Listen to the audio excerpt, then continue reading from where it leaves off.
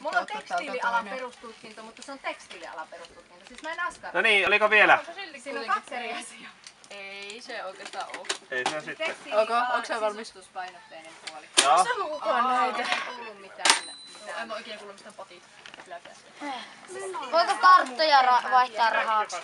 Ei ainakaan Mä meillä. en tiedä mitä ne on. Ja mä en tiedä tekstiä. Tässä on tämmösetkin. Mä innosin tekstiilitöitä koko yläasteella. No niin, jos ei oo muuta Hei, niin. meillä on 2 hedelmän salaatti. Toinen tälle päivälle. Loistavaa. Ei vissiin ollut muuta. Mitä sitä saa hinnasta mukaan?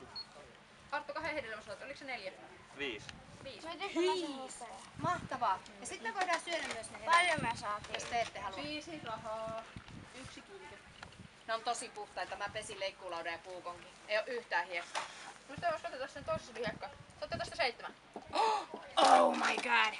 Ja mä haluan banaani. Nyt saatte sun bonusta. On no niin. Sä pan rahat tohon ja syökää ne hedelmät.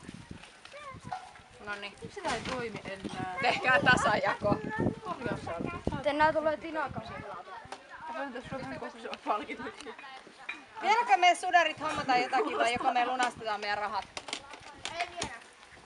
Tässä on peliaikaa. Saako löydetystä mukista löytöpalkkia? Onko se sun oma? Ei. No sitten se. Ole hyvä. Ilke.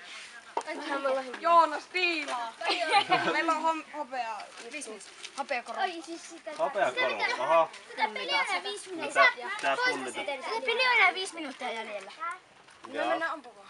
Onko nyt mennyt niinku tasan? Nopea.